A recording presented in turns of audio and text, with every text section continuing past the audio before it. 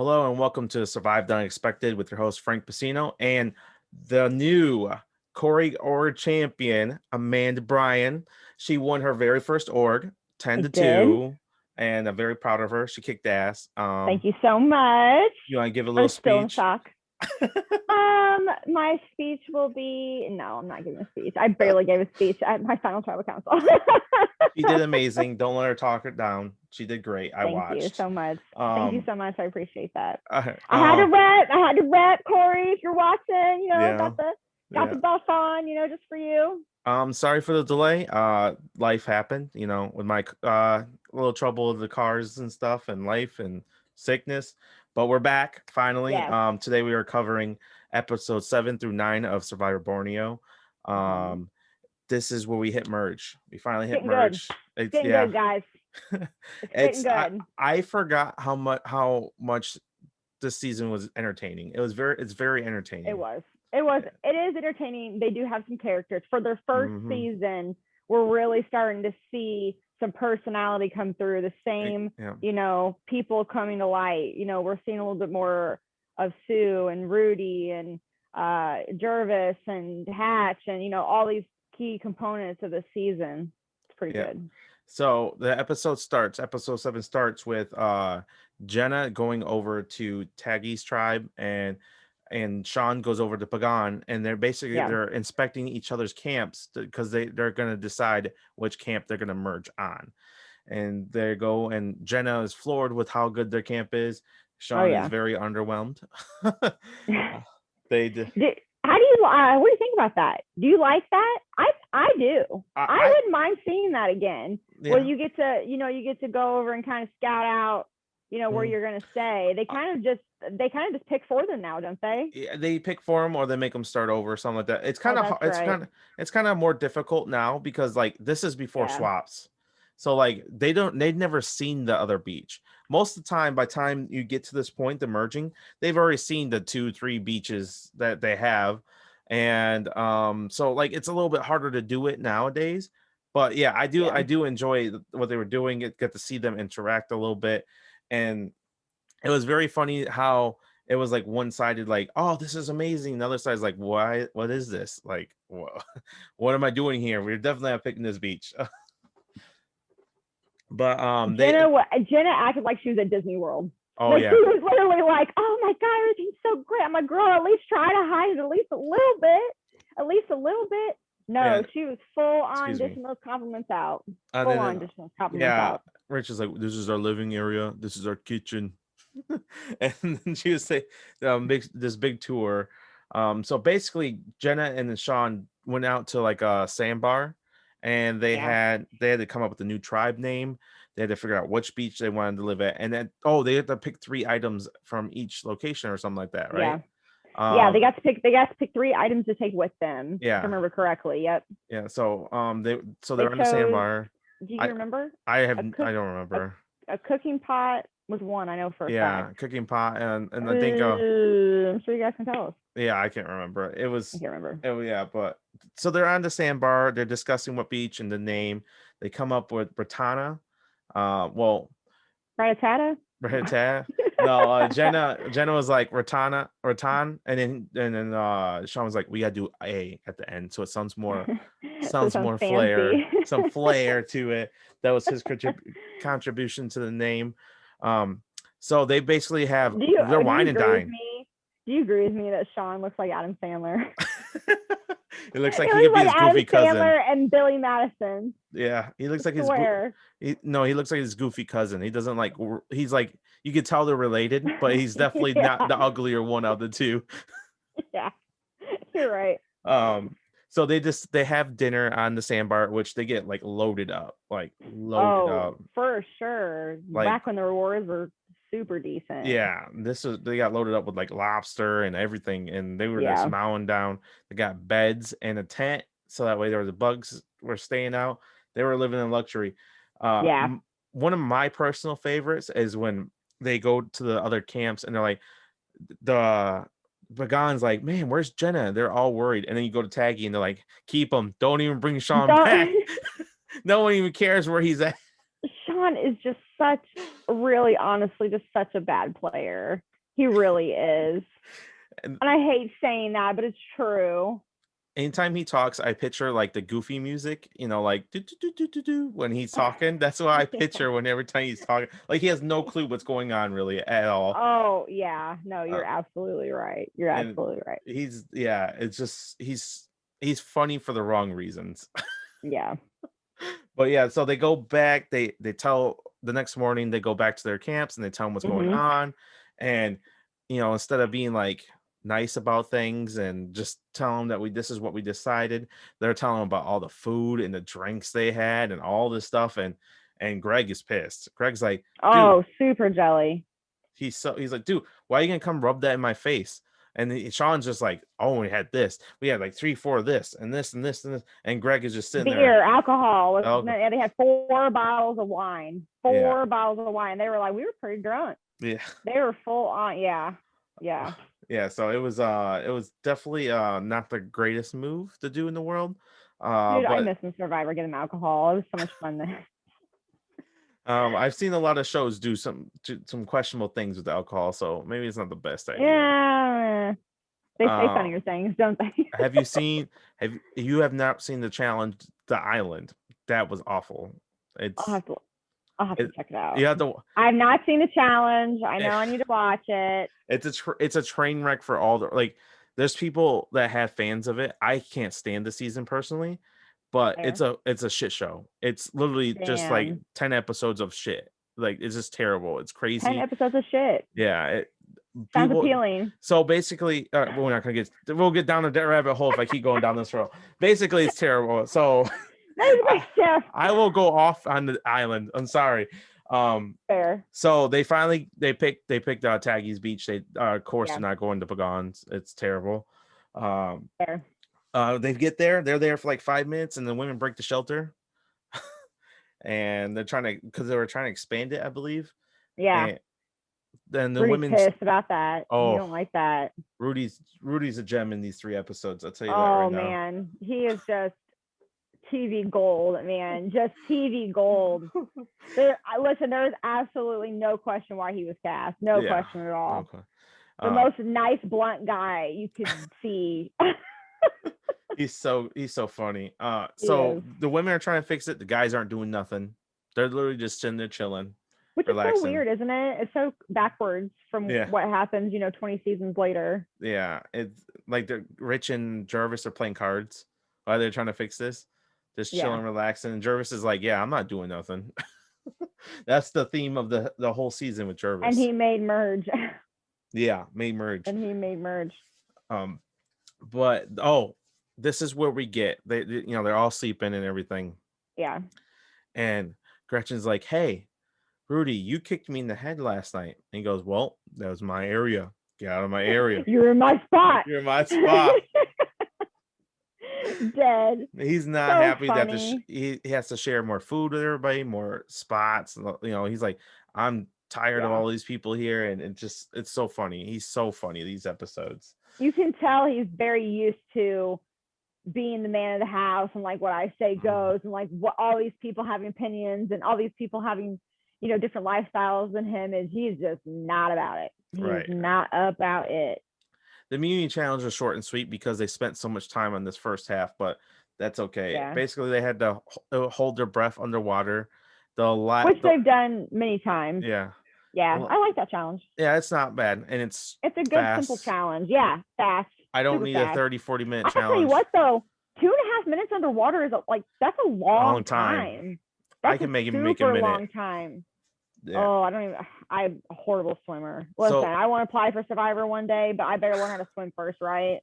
Because I'm okay swimmer. Even if I don't, I'm not a good swimmer. So basically, there was 3 people winning the heat and then move on to the next round. It was Greg, Sean, and Jervis. Yeah. And then they had to swim to these buoys, go underwater, and then climb this ladder under the water and let these buoys go. Jervis couldn't swim, so he made it to the buoy barely. It was between Greg and Sean. It was neck and neck, and Greg is the first ever immunity winner here. Barely too. He was very close. Isn't that nuts? And like, you don't really hear a lot about him now. You know what I mean? He was a very, very, very first individual immunity winner ever. That's something that will never be broken because you can only have one first, and he's definitely the first one.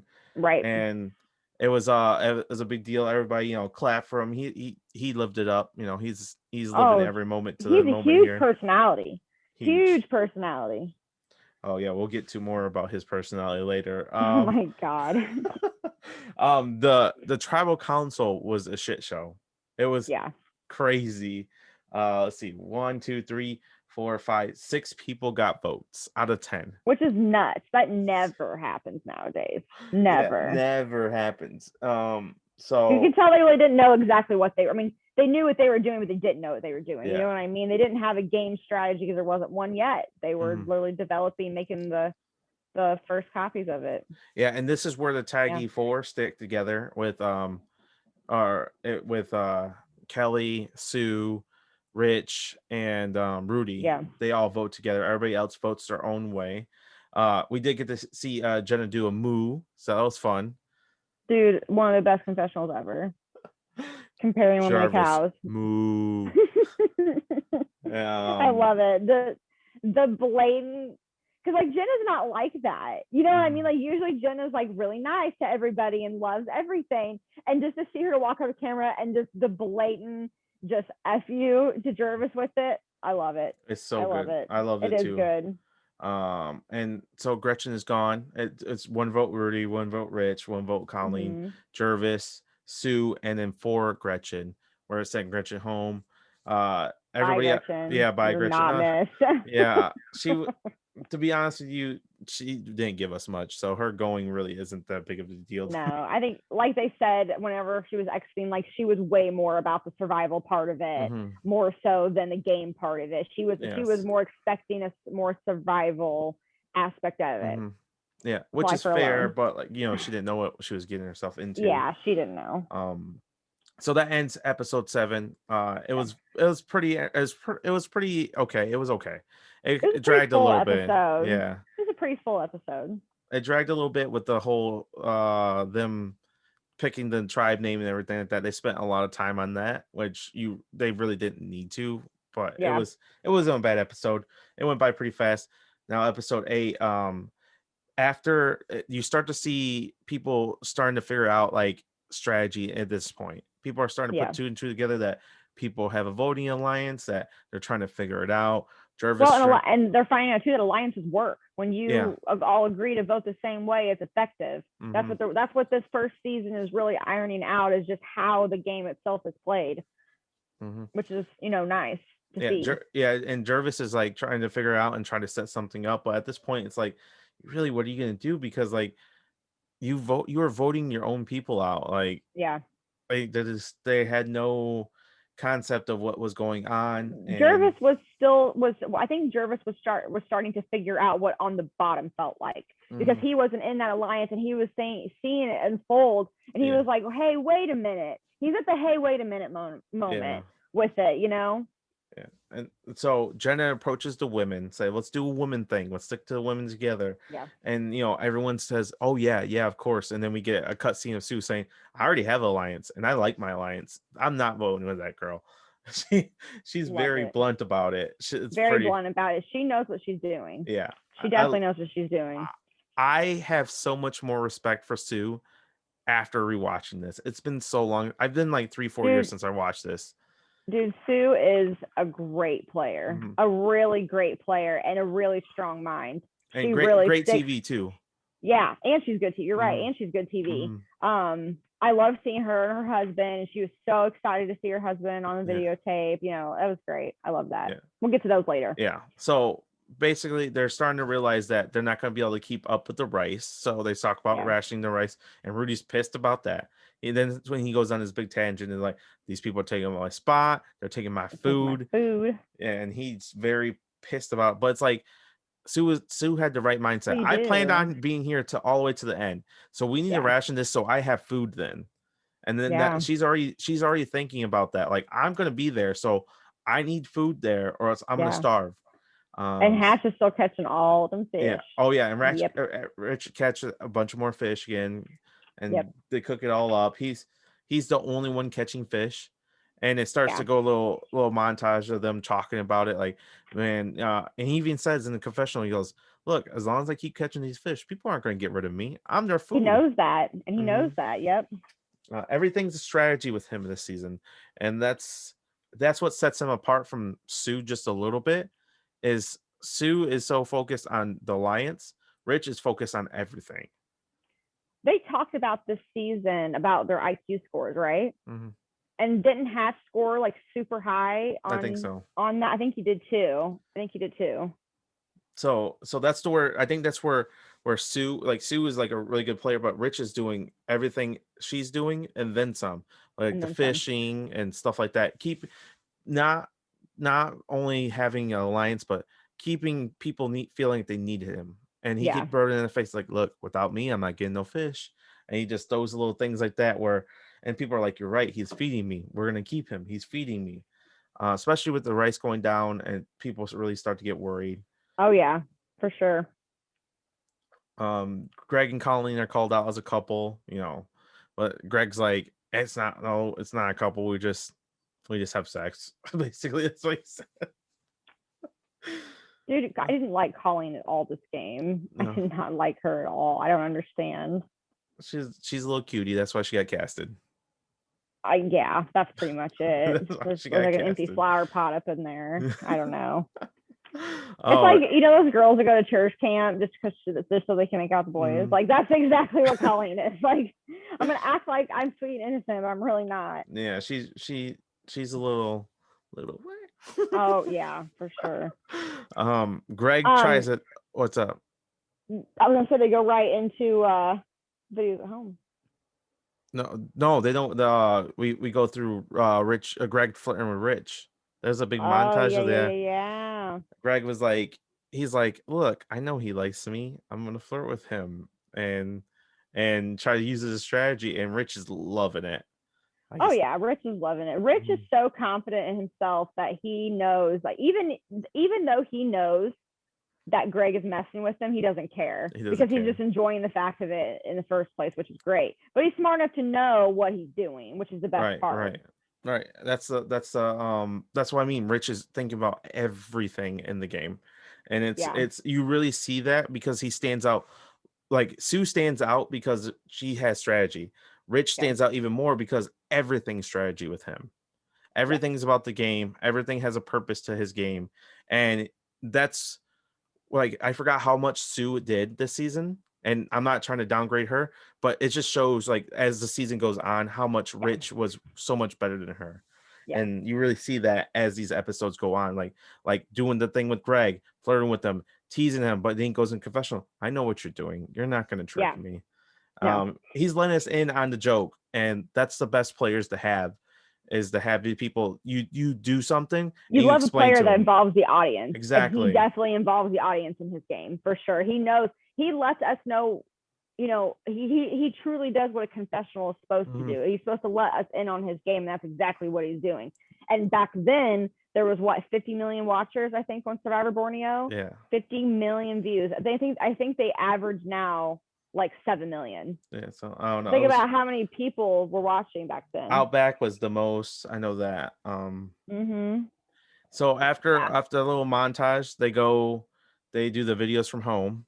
Everybody. So the reward challenge is they get videos from home. Everybody gets a little snippet of the videos. Everybody gets one except for Jenna, and their family didn't send one back. That was very hard to see. She really wanted to see her kids. Super sad. Yeah, super, super sad. I found out just trying digging online that actually Jenna did get her video, but they got it the day after the challenge. And they didn't show her.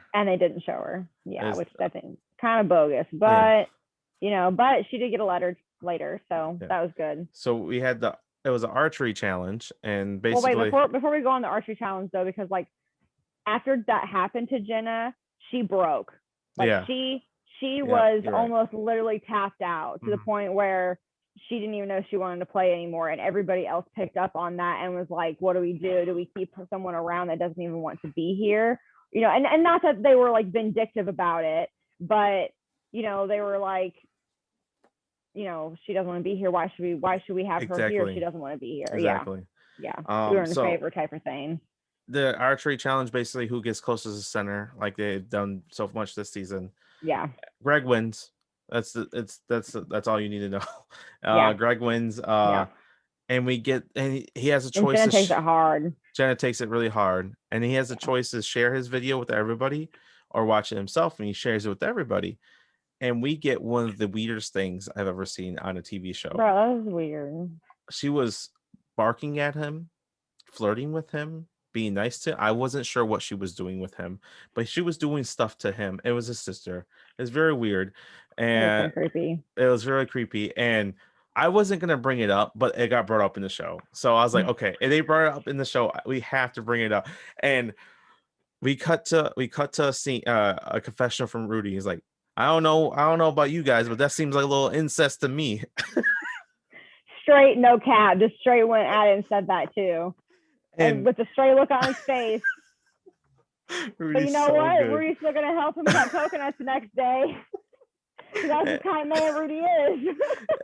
and we go, and the worst part is we cut to a confessional of Greg, and it's like, America and everybody's probably thinking like, what, something going on? He's like, you know what? I want you guys to use your imagination and leave it up to you guys. So the man knows what's going on through people's heads, and he likes it. And it's not so weird. It's so weird.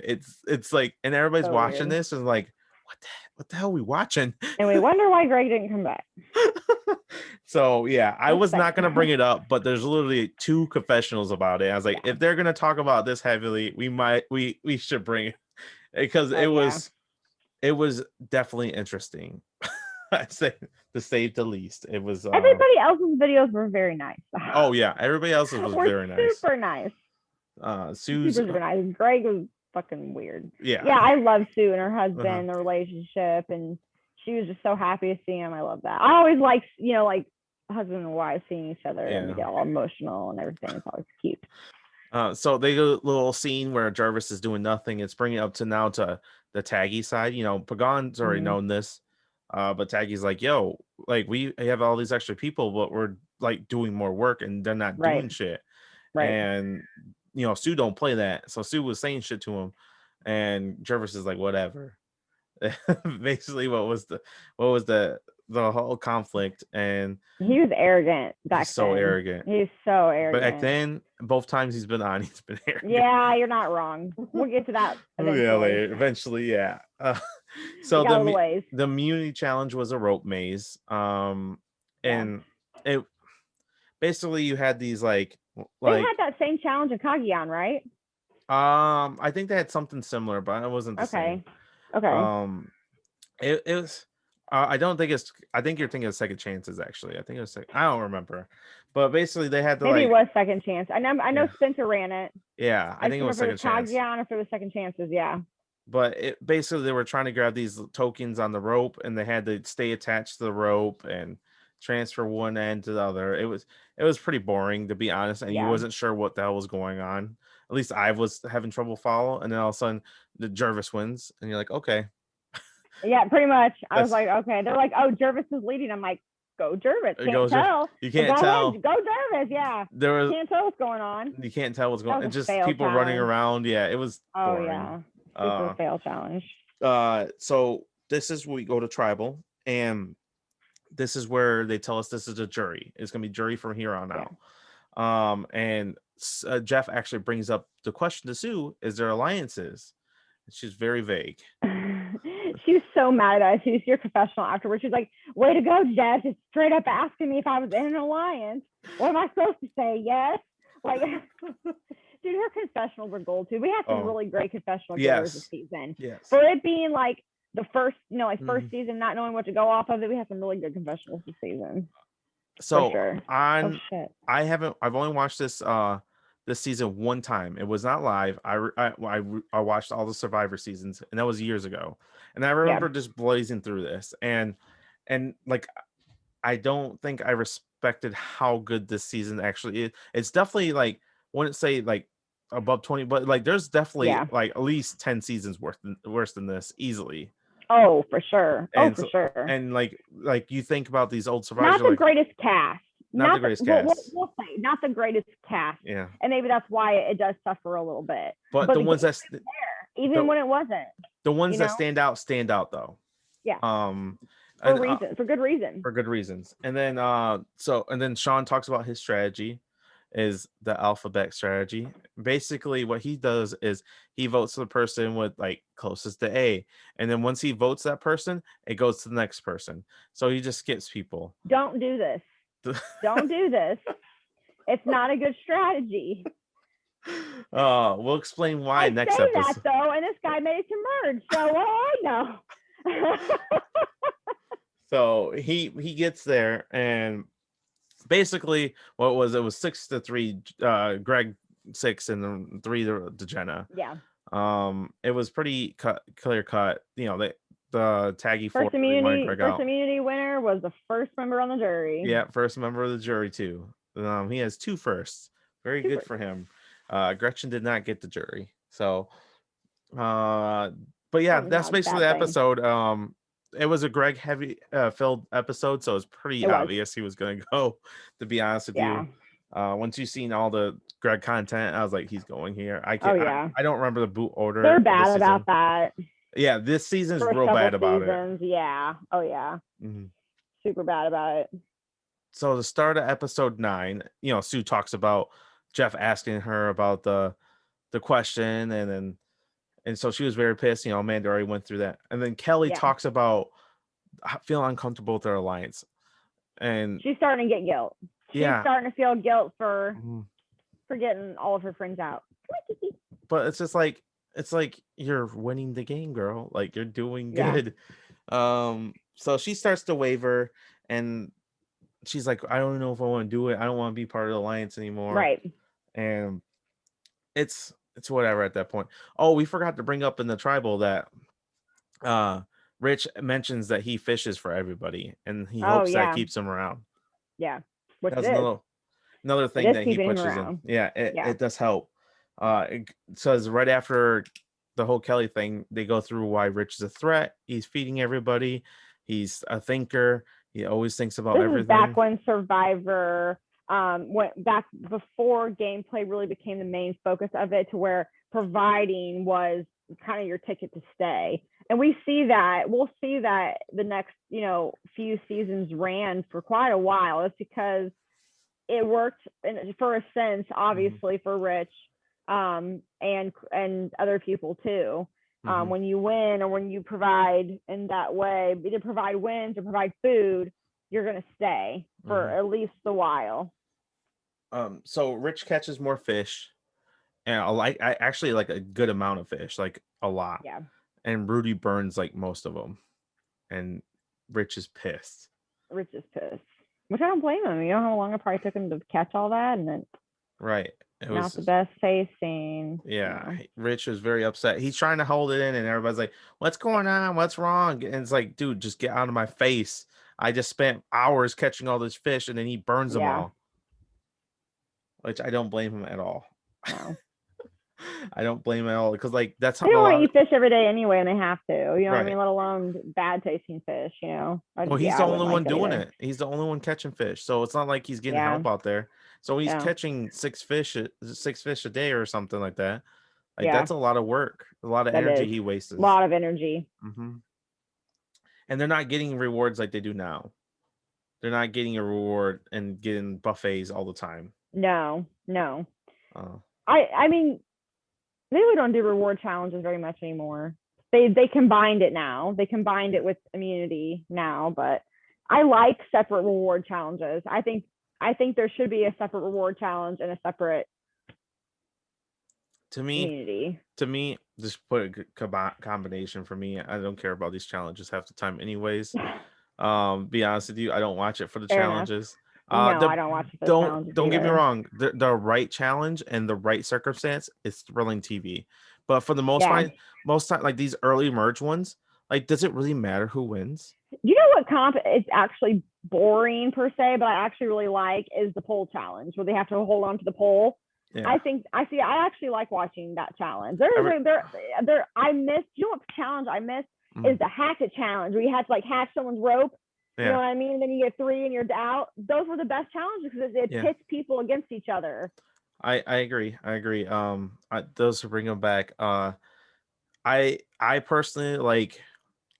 I like the endurance ones. I like the puzzle. I like the multiple section ones where they got do this, and get to the puzzle. Because the reason why I enjoy those is because nobody's ever out of it.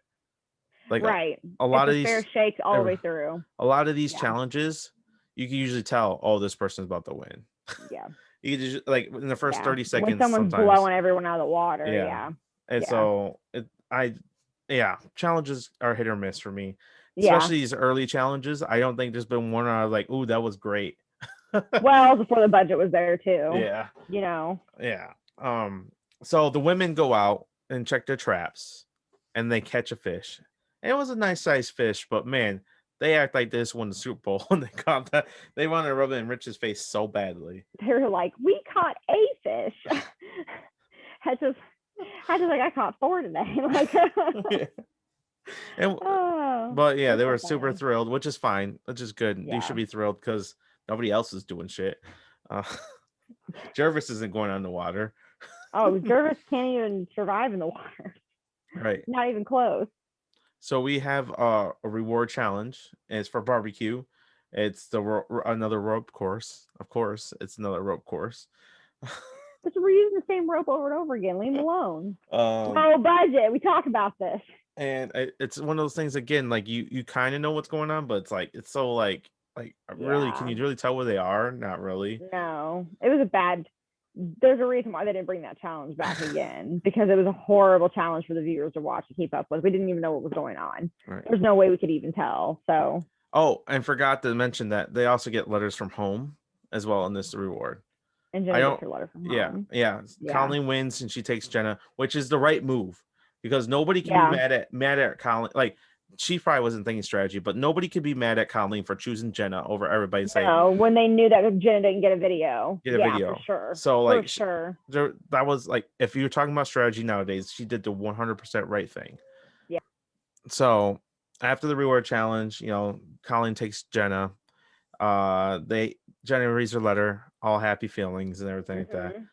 Then the next day it's Rich's birthday, and Rich was like, he's like, I'm gonna walk around my birthday suit, and that's what he does. All day. He walks around in his birthday suit, and Jenna has a big problem with it. Like he was sitting next. Would you walk around naked on the island in front of everybody? I mean, maybe. I love you. I mean, like, why not? Yeah, I probably would. Listen. Let's be real. Yeah. I wouldn't, because the hygiene part of it is not it. Okay, let's just go with that part. Not it. Okay, but it wouldn't bother me. Yeah, I'd probably I'd lay on the beach. I'd lay on the beach sprawled out. Oh yeah. I'd go swimming naked. I don't understand why they go and get all their clothes all wet and then you're wet all day. Like, I don't know. That's just me. I think about it. They do talk about their wet. Listen, if I ever, by some good God's grace of the planet, the stars, everything aligning, I'm on Survivor one day, I better not be on a freaking rainy season, because I don't know if I could do it where it's raining like literally 33 out of the 39 days. Like Cambodia, Survivor, Nicaragua, Cambodia style or Nicaragua style. Like there ain't no way. Cambodia was terrible, so bad. I felt bad for them. When Kelly's sitting in the water and she's like, "This is so much warmer than staying out of the water." It's rough. And then that's I don't know if I could handle. That would be the hardest part. That and snakes for me. Oh, I don't care about a snake. I can deal with snakes, but. The worst, no, you're right. The worst part would be getting to sleep for me. Yeah. That'd be the worst part for me, because I know I'd literally wake up every hour. I think I'll be okay because I don't sleep now. So I think I'm already accustomed to Survivor sleeping. Oof, I would not be. No, and also I'm a spoiled brat with myself, and I make myself eat 3 meals a day. So if I'm not eating 3 meals a day, that would be rough for me. I mean, I would get used to it. I think everybody kind of gets used to it, and there's like rewards and stuff along the way, but it's not the same as eating all day, every day. I think whoever is aligned with me would hate me because I wake up and be like, hey, let's go talk. It's 4 a.m. I know, that's why we're going right now. Let's go. A Tony style. We'll go look for the idol. Let's go look in the. I'll be carrying around Let's go look in that. Yeah. Little stick. But anyways, he's walking I'd around. vote your ass out. I'd vote your ass out. You vote me at 4 a.m. and go look at for an idol. Like, Mammers, wake up. Wake up. oh, Frank, I'll vote your ass out tonight. I might throw a stick at you and like, oh, good, since you're up. That would be something you would do. Good, since you're up. Let's go look for the idol. I'd be like, Frank, you've already found 3 of them. Why are we going? There's gotta be another one. Yeah, manifest. It's manifest. Oh man, we're so. Oh, all right. Gonna hate us. Basically, that's what basically it is. His birthday, he wants to walk around naked. Jenna has a big problem with it, and that's basically what it is. They're talking about Sean's voting strategy again. This really is a key vote with that. Well, and we'll talk about it. And it's just something when even the current people he's playing with think it's stupid. He literally tells Jenna, "Hey, I'm voting for you. I don't want anybody else to vote you. I just got to go with my strategy." Strategy. It's right there. Hey, it's not personal, but I'm voting for you. Oh. Yeah. It's not you, it's me. Right. Yeah. We have the chessboard immunity. I like these ones. Yeah. Where the Big Brother did it in 6, where you like move like the knight. But this one, I think you just go anyway, diagonal, front, back. You're like a pawn. And once you run out of spaces, or once you move from the space, it gets flipped over. Once you run out of spaces, you're out. See, and I like this challenge too, because it proves that, you know, there's a reason why Rudy has not won anything until now. It's because all these challenges have been super physical, you know, racing and everything. Of course, Rudy's not going to win this stuff. Of course he's not. And but you throw it at a comp where everybody has a fair shake chance, you know, they just have to rely on their brain to win it. Then, you know, he really can highlight himself, which I like. Yeah. I love strategy challenges. Those are some of my favorites. Yeah. Like, you know, who can run the fastest, swim the fastest? That's like, who cares? But like stuff like this where you Ozzy. Joe Malcolm. Joe. But yeah, so I like these. I like challenges like this, and it was a good challenge. Rudy wins, and that's basically it. Going into tribal, Rich is trying to figure out if Kelly's gonna vote with them or not, and he's getting worried that she's not gonna vote with them. And so they go to they go to tribal council, and you know, do a few questions, nothing crazy. And this is where the ingenious shows and Rich, and so, you know, we didn't see the conversation, so they may go in depth in this next episode. My dog wants me to take him outside. I will still be able to hear and talk to you. You just won't be able to see me. So go ahead. So this is where they shows Rich's strategy. And maybe Sue's too. We won't know. Hopefully it's going more depth around the next episode. But basically, what they did, I really like how they show too, like Sue and Hatch, even though they are together, they still are independent minds in how they want to play. If that makes any sense. Yes, exactly. You know what I mean? They still have their own game, and it just luckily coincides together in that way. So basically what they did was they knew Sean was voting Jenna, and the 3 of them, Sue, Rich, Rudy, voted Jenna with Sean. So they had the majority, and it was 4-3-1, 4 for Jenna, 3 for Rich, and one for Sean. Right. And basically Kelly voted for Sean because she's like, I'm voting for people I don't care for anymore. And the rest of the people voted for Rich, trying to do some strategy, but like not much you can do. So it's like, this is where Rich was almost amused by it. Yeah. You know what I mean? He was like, they voted me. Like, he was just so mystically amused by it. I love it. I love this play because it's like, it just shows like you may think you're trying to figure out what I'm doing, but I'm just like this much better than you, this much step ahead of you.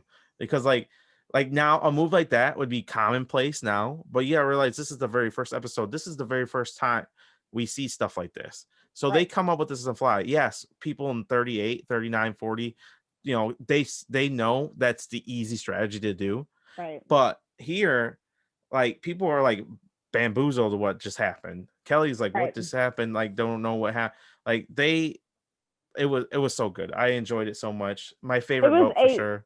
Oh yeah, I was just about to say it was the best tribal so far. The best tribal so far, because people are starting to get used to each other. They're starting to get, but also at the same time they're getting used to each other, getting irritated with each other. You know what I mean? It's the first time of being marooned together, and they don't know what to expect, and they probably, if I had to guess, didn't realize how much free time they would have with these people. Yeah, a lot of free time. A lot of free time. But overall, I think these episodes weren't too bad. They were nice and smooth. They're definitely, like, at first I was really worried about this season dragging. Like, there was a couple episodes where it did, but overall, overall it's not been too bad at all. It's a lot better than I remember, and so that's always a plus. Well, and I think the reason why too that we like it so much, partially, is because they're spending a good chunk of the episode on camp life. They're showing what they're doing, they're showing what they're talking about, and they're showing how they're reacting to it. Whereas now we watch an episode and half of it is a comp. You know what I mean? So it's nice to have a little bit of chunk of learning these people. You feel more attached to these people because you get to learn them and understand them a little bit better than you would a season now. That's where, I know we're jumping really far, but that's where Winners at War fails for me. We want to see these characters interact with each other.